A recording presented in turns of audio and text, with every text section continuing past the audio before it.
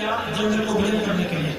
गंडकी नदी पर जाकर के चक्र नदी के किनारे एक कुटिया बनाया। ध्यान दें, महाराज भरत ने घर को छोड़ दिया क्योंकि भगवान का भजन करेंगे, और गंडकी नदी के पास जाकर के कुटिया बनाई और वहां तप करना शुरू कर दिया। लगभग 5-7 घंटे गंडकी के जल में कंठ पर्यंत खड़े होकर के और तपस्या करते थे। उनका आराधन चल रहा था। कुछ दिन व्यतीत हुए।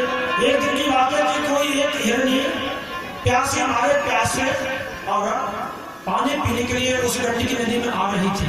पीछे से देखा, एक सिंह ने दहाड़ दी और उसको देख करके वो घबरा सी गई।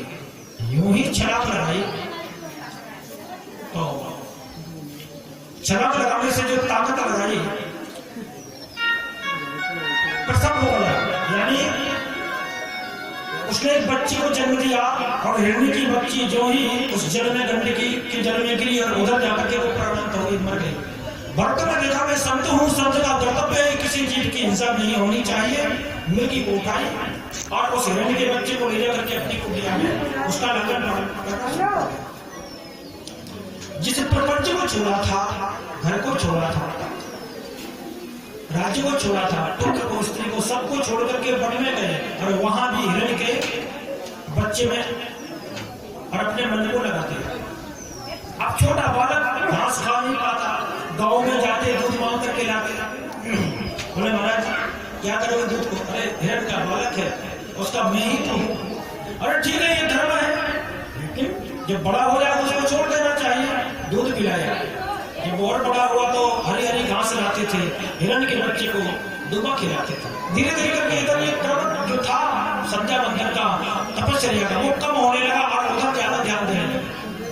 अब वो मृग कहीं चला जाता, हिरण कहीं चला जाता, जब तक लौट कर नहीं आता था उसी का चिंतन, उसी का कहाँ गया हुआ, उसके सिवा मेरे सिवा उसका कौन है, कब आएगा, क्या दशा उसकी हुई होगी। जैसे वो लौट आए तो जैसे मृतक शरीर में प्राण आ गए हों, ऐसे प्रसन्न हो जाते थे। एक दिन वो हिरण का बच्चा गया, सो गया, लौट करके नहीं आया और इसी चिंता में उन्होंने इस पंचभौतिक शरीर को छोड़ दिया। क्योंकि जब समय आ जाता है तब बलात् हमको इस शरीर को छोड़ना पड़ता है। तो कहा गया है कि अंतमति सुमति, अंत में हमारी मति जहां पहुंच जाए, मन जिसमें लग जाए, वैसे हमारी गति हो जाती है। हिरण के बालक का ध्यान किया और अंत तो वर्तमान उनका जन्म हिरण के रूप में हुआ। दूसरा जन्म जब हिरण के रूप में हुआ, सब ज्ञात था कि मैं राजा हूं और कर्मवश सद्गत मुझे हिरण बनाना। सब तो खाते थे हरी हरी दूध, लेकिन भरत जो जग बने हुए थे, ध्यान दें, सूखी दूध को खाया करते थे। बोले हरी दूध में कीटाणु हो गए, जीव हिंसा होगी, इसलिए सूखी घास को खाया करते थे। और जिस दिन एकादशी होती थी उस दिन उपवास करते थे, व्रत करते थे। एकादशी के दिन हमें अन्न नहीं खाना चाहिए, ऐसी शास्त्र आज्ञा है, वेद आज्ञा है। जैसे तैसे करके वो मृत का जीवन पूरा हुआ और तृतीय जन्म हुआ ब्राह्मण देवता के यहाँ। ब्राह्मण देवता बड़े प्रसन्न हुए। उनकी 2 पत्नी थी, एक पत्नी से तो 4 पुत्र थे, दूसरी पत्नी से एक युगल जोड़ा उत्पन्न हुआ, एक पुत्र एक पुत्री। ब्राह्मण ने उस पुत्र को देख करके सोचा कि अब तो लगता है ये सारी पुरोहिताई पंडिताई संभाल लेगा। चौड़ा ललाट, बड़ी बड़ी भुजाएं, देखने में सुंदर। बालक जब जन्मा तो पंडित जी को लगा कि अब तो पंडिताई को संभाल लेगा। कुछ अनुमान प्रमाण होते हैं, जहां के जैसे जोरे नारे वहां के वैसे भरका, जहां के जैसे जोरे नारे होंगे वहां के वैसे कुआं तालाब होंगे, मतलब भरे हुए होंगे। जे के जैसे बाप मतारे, ते के तैसे लड़का। अनुमान लगाया कि बालक बहुत अच्छा है, पंडिताई को संभालेगा। पंडित जी ने पढ़ाया। भरत ने सोचा कि मैं कहीं पढ़ा तो चक्कर में पड़ जाऊंगा। आज कहेंगे गृह शांति याद कर लो, कल कहेंगे फेरे करा दो, परसों कहेंगे किसी के विवाह करा दो, किसी की गृह शांति कराओ, इसी में उलझा रहूंगा। प्रण किया आज ही मैं किसी से बात नहीं करूंगा। मौनम सर्वार्थ साधनम, मौन धारण कर लिया, किसी से कुछ नहीं कहा। कि कृपया शोरगुल न करें, आकर बच्चे यही बात करते हैं। इन्हें पूरे परिसर में ध्यान दें, इन बच्चों को पूरे परिसर में बात करने जगह नहीं मिलती, यहाँ आकर बात करते हैं। अरे समझो, थोड़ा सा ध्यान दो। श्रीमद् भागवत महापुराण कथा सुधार के लिए है, और तुम यहाँ आकर के अमर्यादा तो हो जाते हैं। इसलिए कोई बात भी करे तो उसको हम रोक दें कि बात ना करो, और ये आकर बात करते। ध्यान दो।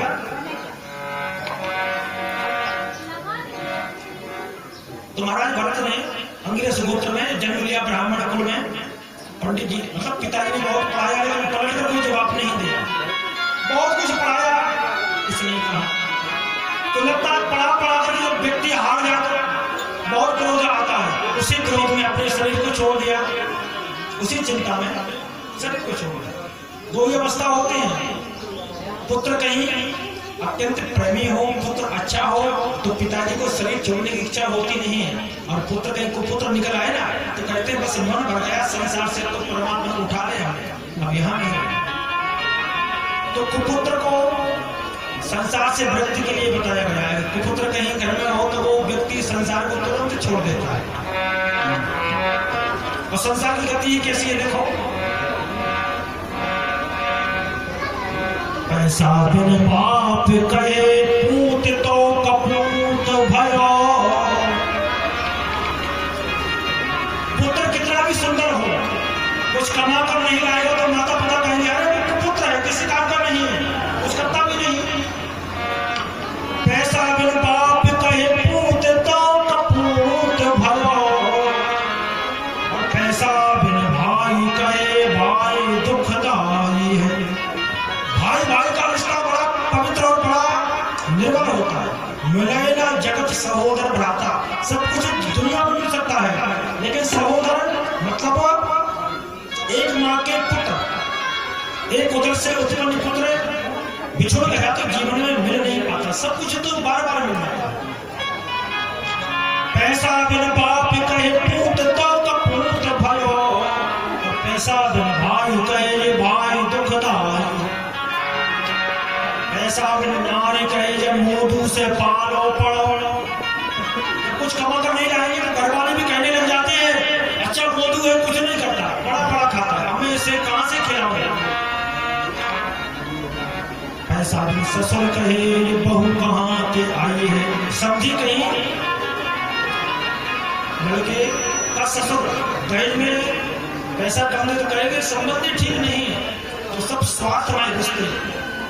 पंडित जी ने सोचा, भरत महाराज ने सोचा कि आप तो संसार में तो चले नहीं गया, इसलिए हम बोलेंगे ही नहीं, बोलना बंद कर दिया। इसलिए कर्म में आगे किशोर अवस्था को त्याग करके बड़े हुए, तो इस चार भाई का व्यवहार अच्छा नहीं था भरत के प्रति। भरत से कहते थे कोई काम करो, पड़े पड़े खाते हो। भरत जी कुछ बोलते नहीं थे, बोले जाओ खेत पर जाकर काम करो। अब कृषि कार्य कौन करेगा जो कृषि कार्य को जानता हो। कृषि कार्य कैसे किया जाता है, जहाँ गड्ढा खोदना होता था वहाँ मेड़ बना दिया करते थे भरत महाराज। जब मेड़ बनानी है गड्ढा खोद देते थे, तब तो भाई बड़े कुपित हुए। और विमाता, क्योंकि भरत जी महाराज के पिताजी जब स्वर्ग को सिधारे तो भरत की जो माता थी अपने सौत को दोनों पुत्रों को समर्पित करके, और वो सती हो गई थी, अब विमाता ही थी।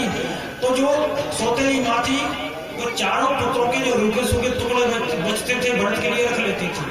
और भरत जब आते बड़े प्रेम से जूठे टुकड़ों को भगवान के लिए भोग लगाकर प्रसादी मारकर पा लेते थे, लेकिन कोई गम नहीं, कोई दुख नहीं, परम प्रसन्न। एक दिन भाइयों ने कहा कि क्या करके रखवाली करो। रखवाली करने के लिए गए, और वहां जाकर भरत जी ने कहा कि मैं रोकने वाला कौन हूँ। रखवाली करने की बजाय वो तो पक्षियों को बुला करके और खिलाना, जो धान्य थी खेत में खिलाना शुरू कर दिया।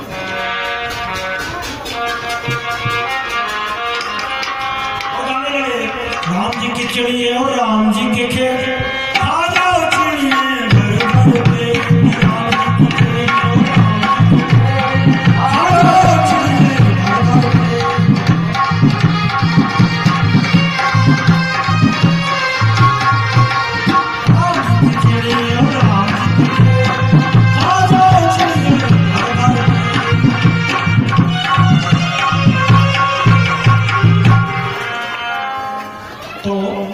भरत जी महाराज को खिला दिया करते थे। भाइयों को पता चला तो घर से निष्कासित कर दिया। और भरत जी घर से निष्कासित होकर के जो ही और भ्रमण करने लगे, उसी समय एक भीरों का जो राजा था उसने मुझे तमानी थी कि मेरे पुत्र होगा तो मैं भद्रकाली के ऊपर नरबलि चढ़ाऊंगा।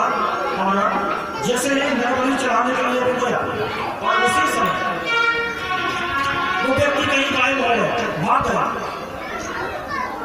अपने अनुचरों से कहा कि जो भी लोग उसको पकड़ कर ले आओ। भरत जी को पकड़ के जैसे अनुचर लाए भद्रकाली के सामने भरत की पूजा करके जो ही तलवार उठाई, देवी से रहा नहीं गया। भद्रकाली ने कहा इस संत का भक्त का अपमान हो रहा है, इसको यहाँ बलि के रूप में और मारा जा रहा है। मूर्ति को फोड़ करके भद्रकाली प्रकट हुई है और तलवार लेकर के उस भीड़ के राजा को मार डाला। बोले वृंदावन बिहारी लाल की जय है। भक्त का मान टले टले, अपना मान टले टल जाए पर भक्त का मान टलते देखा। भद्रकाली प्रकट हुई, उसने गरम गरम खून को पी करके अपनी बलि प्राप्त की। आगे कथा आती है। एक बात है, महाराज रघुगण ब्रह्म ज्ञान प्राप्त करने के लिए कपिलदेव महाराज के आश्रम पर जाना जाता है। आके सेवके स्वामी निपटे रघुगण से भगत विष्णुमत त्यास पते तत् कुलपति ना सिविका बाहुपसा मैं भी समझे। महाराज रघुगण कपिलदेव के पास जैसे ही ज्ञान प्राप्त करने के लिए पालकी में बैठकर जा रहे थे। पालकी में 4 कहार होते हैं। एक कहार अस्वस्थ हो गया पालकी में ढोने में। महाराज रघुगण ने कहा समूची पृथ्वी पर हमारा अधिकार है, कहाँ भी कोई व्यक्ति मिले उसको पकड़ के लगा दो। महाराज भरत को पालकी में लगा दिया और भरत पालकी में लग करके जैसे चलने लगे तो भरत एक बार भूमि को देख करके चलती थी। जहां चीटी आदि आती थी छलांग लगा देते थे। कोई जीव दिखा छलांग लगाई, छलांग लगाने से पालकी हिलती थी और पालकी जैसे ही हिली तो रघुगण का जो शीश है पालकी से टकरा जाता था। रघुगण ने कहा भाई क्या बात है, पहले कहा जो चल रहे थे अच्छे से पालकी चला रहे थे, लेकिन जो पालकी चला रहे हैं तो छोड़ लग जाते क्या। तो कारण क्या जो कहा नया वाला कहा है ना वो ठीक से पालकी चला नहीं पा रहा है। बोले क्या करें? बोले महाराज जी सर एक कहा नहीं हमारी चाल को बिगाड़ दिया। देखिए एक व्यक्ति 4 व्यक्ति की चाल को बिगाड़ सकता है। संसार के दोष कहते हैं इसको, यानी 3 व्यक्ति की चाल को एक व्यक्ति ने बिगाड़ दिया, जबकि 50 व्यक्ति मिलकर के एक व्यक्ति को सुधार नहीं सकते। उदाहरण से समझे हम 1 कुंटल आलू में हम 2 कुंटल सड़े हुए आलू डाल दें, सुबह जब देखेंगे तो वो 2-4 किलो आलू को सड़ा देगा। लेकिन हम सड़े हुए आलू में जितने भी अच्छे आलू डाले वो सड़ों को अच्छे नहीं कर सकते। तो इस साल से दोष होता है। बोले महाराज नया वाला कहा है ठीक से नहीं चलता है। महाराज भरत ने पालकी को लेकर के चलना शुरू किया। फिर जो जीव आए फिर छलांग लगाए। राजा रघुगण ने कहा क्या बात है? बोले महाराज कहा नहीं चल रहा है, ठीक से नहीं चल पा रहा है। बोले क्या करें? तो रघुगण ने कहा बोले तुम्हारा शरीर बहुत पतला है, क्योंकि वो मस्त थे।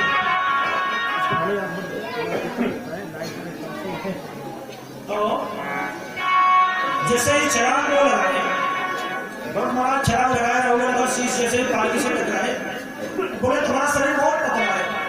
व्यंग में कहा मोटे दादी थे ना भरत जी, बोले बहुत पतला है शरीर, मैं तुम्हारा तेल निकलवा दूंगा। समझते क्या हो कैसे पालकी को ढो रहे हो? और भरत जी से जब इतना कहा तो भरत ने सोचा कि आज तो मुझे अपना प्रण त्यागना पड़ेगा। भरत का नियम था कि मैं कभी किसी से बात नहीं करूंगा, लेकिन सोचा कि आज मैं नहीं बोला ना तो राजा मूर्ख का मूर्ख रह जाएगा। लोग तो कहेंगे कि भरत जैसे महात्मा ने जिसकी पालकी को ढोया तो राजा मूर्ख का मूर्ख रहेगा। भरत ने कहा बोले महाराज क्या बात करते हो? शरीर मैं शरीर नहीं हूं। मोटा होना पतला होना दुबला होना ये शरीर का धर्म है, मैं शरीर नहीं मैं आत्मा हूं। और आपने कहा मैं तेल निकलवा दूंगा, भला जिसका इत्र बन चुका हो उसका क्या निकलवाएगा? अब राजा को लगा कि ये कुछ महापुरुष है। राजा पालकी से नीचे कूदा, दंडवत करके बोला कि आप कौन हैं? विष्णु है, रुद्र है, या स्वयं कपिल देव है। बोले देखो तुम फिर गलती कर रहे हो।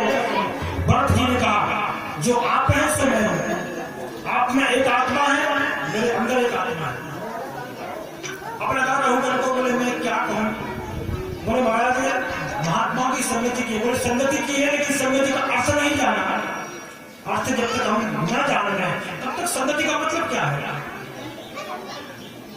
रघुवर ने अपनी बुद्धि के अनुसार उदाहरण दिया। बोले महाराज हम तो ये समझते हैं कि चूल्हे में आग जला दो, उसमें एक पात्र रख करके पानी डाल दो, उसमें हम कहीं चावल डाले तो वो भाप से चावल उबल जाएंगे, कहीं उसमें पत्थर डाल दिया तो पत्थर उबलने नहीं पाएगा। ऐसे आत्मा का संबंध परमात्मा से रहता है। महाराज भरत ने कहा कि मूर्खों जैसी बात करते हो। एक परमात्मा की आप तुलना इस संसारी पदार्थ से कर रहे हो। परमात्मा सांसारिक नहीं, वो संसार को बनाने वाला है। आत्मा को कभी कष्ट नहीं होता। आत्मा को गीता में गोविंद ने कहा है नयनम छिन्दन्ति शस्त्राणि नयनम दहति पावका नाचयनं क्लेदं चापो नयनं शोष्यति मां। हमको आत्मा है ऐसा ज्ञान दिया। महाराज रघुवर को रघुवर तृप्त हो गए, धन्य धन्य हो गए। बोला तुम कारों को जो भोगम ला रहे हो, अरे तुम किसी को अपने कंधे पर बैठा कर चलो, आपको जो पता चलेगा कि बाहर करना कितना सहज है।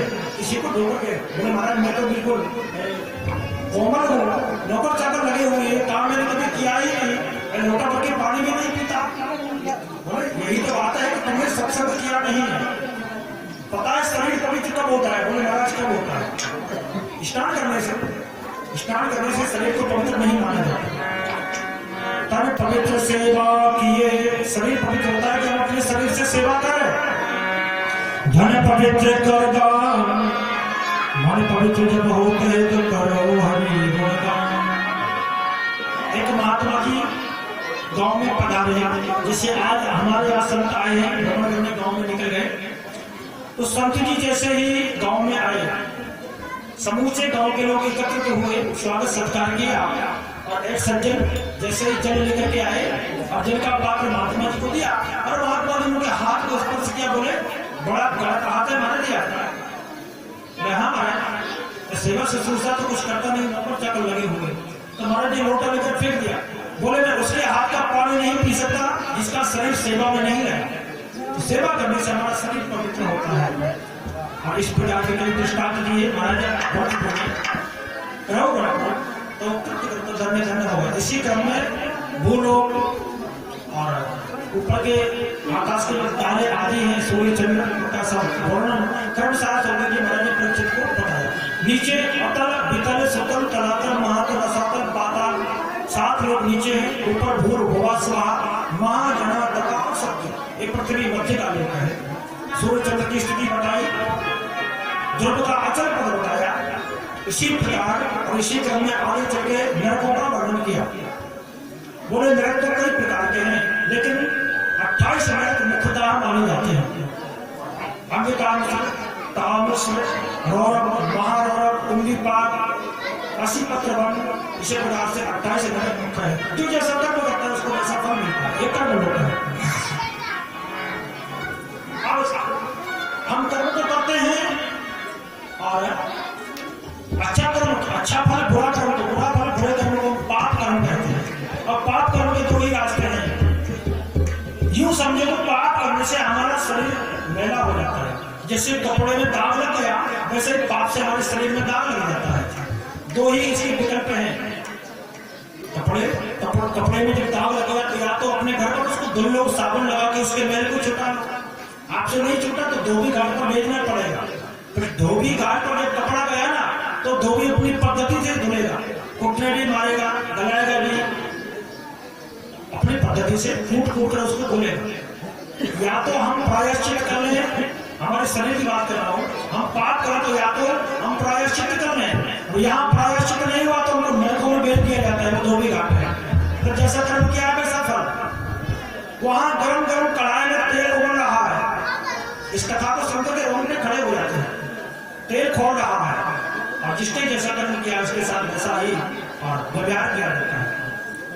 एक पेड़ है जिसके नुकीले पत्ते उसके नीचे खड़ा कर दिया जाता है, कान पर गिरा कान कट जाता है, नाक पर गिरा पत्ता तो नाक कट जाती है, अंग छिन्न भिन्न हो जाते हैं, लेकिन फिर शरीर जुड़ जाता है क्योंकि यात्रा तो होनी है। और नरकों की जब बात सुनी तो महाराज परीक्षित करने लगे, बोले गुरु जी नरकों की बात नहीं सुना, मुझे डर लग रहा है।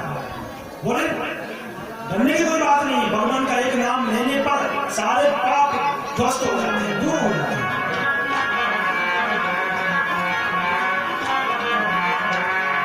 राम नाम आदि रति,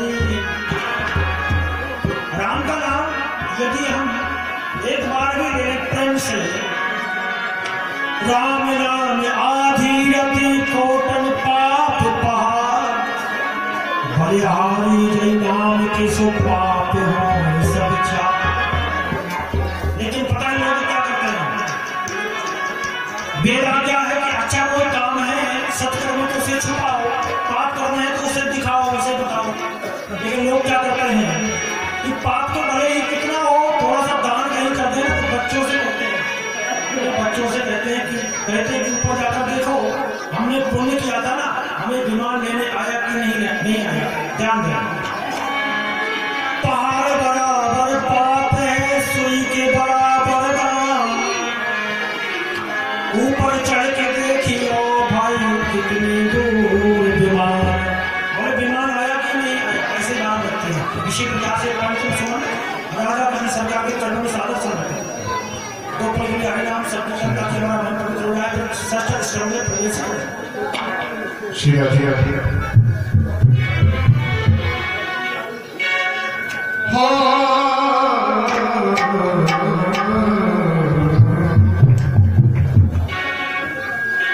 क्या भरोसा है जिंदगी का,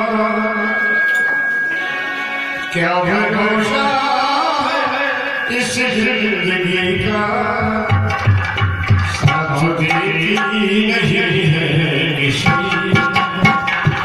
क्या भरोसा है इस जिंदगी का, साथ देती नहीं है किसी का।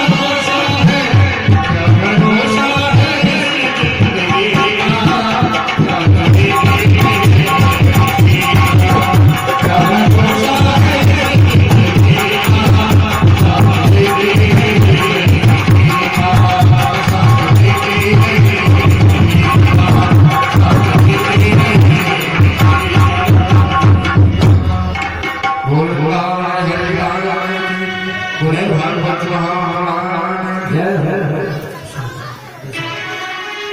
सुन